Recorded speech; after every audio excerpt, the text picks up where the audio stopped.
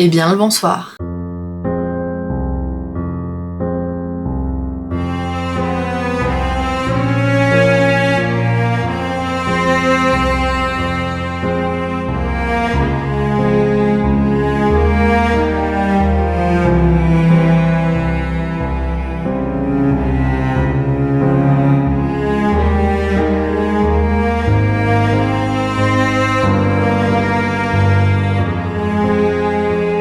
Je suis très heureuse de vous retrouver aujourd'hui pour une nouvelle histoire. Je pense que c'est la première à proprement parler qui va traiter de lieux hantés, dans le style un peu fantôme de l'opéra, bien que j'ai changé le programme des vidéos tout à l'heure et je pense que la vidéo précédente sera justement les 3 histoires paranormales. Donc on en aura un peu parlé, passons. Il faut savoir que j'ai eu pas mal de difficultés à trouver des informations sur le sujet d'aujourd'hui. Pareil, les images, il n'y en a pas énormément. Je n'ai pas pu trouver non plus à proprement parler en vidéo d'interviews justement autres que celles des propriétaires. Installez-vous confortablement, ouvrez les écoutilles et on est parti. La maison dont nous allons évoquer l'histoire aujourd'hui se situe à Bresles, dans l'Oise, une petite ville.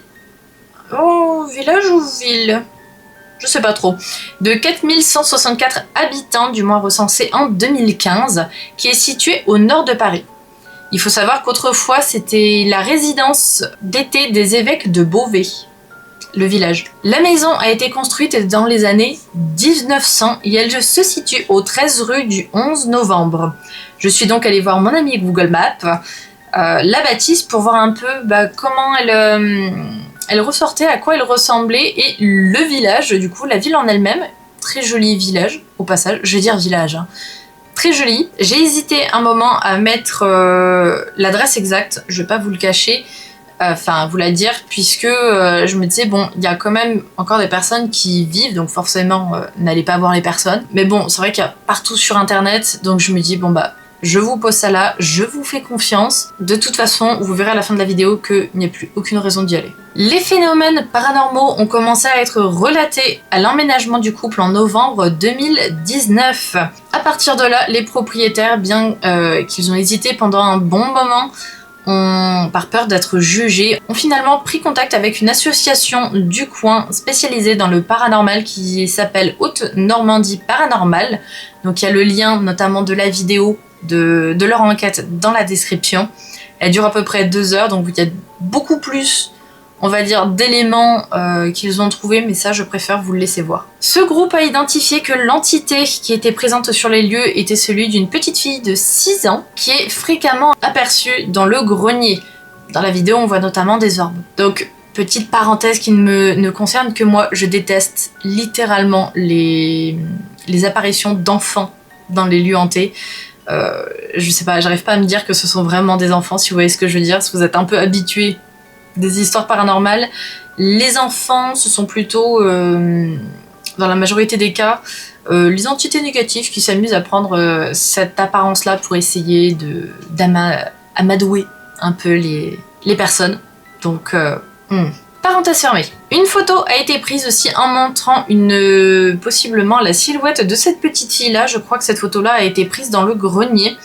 Étant son copyright, je ne vais pas vous la mettre à l'écran, mais je vous laisserai la voir. Pareil, du coup, dans les liens que je mets dans les sources. Comme ça, vous pourrez juger de sa véracité et me dire en commentaire ce que vous pensez de cette photo. D'après une interview faite par les propriétaires, donc qui s'appellent Alain et Marilyn Langlois, des flashs blancs et noirs seraient fréquemment aperçus, ainsi qu'une sensation de se faire toucher et de froid. Malheureusement, des fois ça va un peu plus loin, comme des griffures faites la nuit, ce qui est un peu plus terrifiant quand même dès qu'on arrive dans une maison. Et ce qui me fait un peu penser à l'autre version du coup, pour la fillette. Ils sont convaincus donc que leur maison est hantée. Ils pensent que les entités présentes dans leur maison ont potentiellement vécu des drames puisqu'ils sont encore rattachés à notre monde. Nous allons donc essayer de creuser un peu plus cette histoire. En revanche, ils ne souhaitent pas pour autant, du coup, de ce que j'ai pu voir dans l'interview qui est pareil et dans la description, qu'ils ne souhaitaient pas spécialement qu'en fait ces esprits partent de la maison puisqu'ils ont appris depuis le temps à cohabiter avec eux.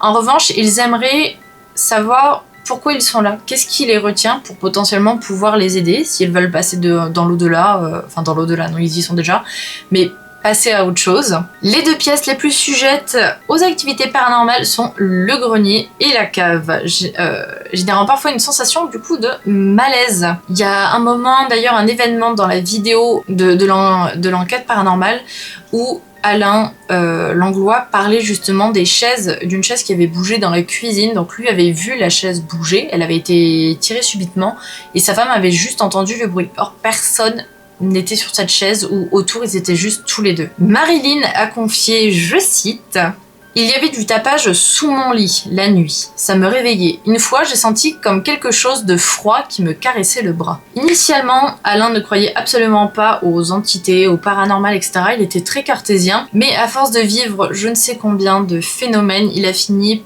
par accepter, malheureusement, l'existence. Enfin, malheureusement. Il a changé d'avis, mais il avait l'appréhension, comme je le disais un peu tout à l'heure, d'en parler autour d'eux, dans la peur de passer pour un fou. Mais les événements étant de plus en plus récurrents et forts, ils ont décidé de faire appel au groupe, du coup, pour l'enquête paranormale et donc révéler un peu leurs petits secrets. Quant à sa femme, Marilyn, elle a toujours cru aux esprits. Concernant les faits paranormaux qui ont été relatés, il y a donc des portes qui claquent ou qui s'ouvrent malgré un verrou. Il y a les sensations de froid, parfois des voix, des coups dans les murs, des lumières qui clignotent sans raison apparente dans le salon, le sèche-linge qui se met en marche tout seul, ou des objets qui se déplacent. Pour les faits, il y aurait un ou une personne qui serait décédée dans cette maison, causant potentiellement tous ces phénomènes. Mais je n'ai pas réussi à retrouver de preuves que ça soit potentiellement dans des archives, dans des actes de décès ou autres.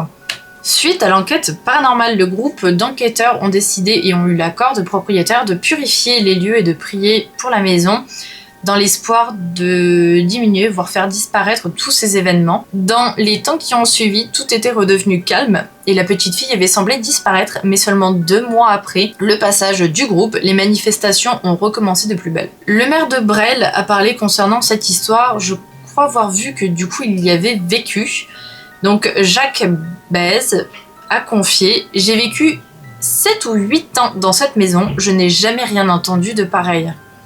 Tout comme un proche de la famille qui affirme ne jamais avoir rien vu lorsqu'il venait dans leur maison. J'espère donc que cette histoire vous a plu. Elle était assez courte, mais c'est vrai que, comme je vous disais au début, j'ai pas réussi à retrouver énormément d'informations concernant cette affaire. C'est vrai que on n'a pas de faits concrets à proprement parler. Donc bon, j'allais pas mettre des extraits vidéo comme ça, mais si vous voulez du coup en voir un peu plus, je vous laisse voir la vidéo qui est donc dans la description. Dites-moi un commentaire du coup ce que vous pensez de cette vidéo, enfin de cette affaire, potentiellement donc de la photo. Mettez-moi, je pense qu'on va dire fantôme, allez on va faire classique, fantôme dans les commentaires pour voir qui est arrivé jusqu'ici. Et moi je vous dis donc bye.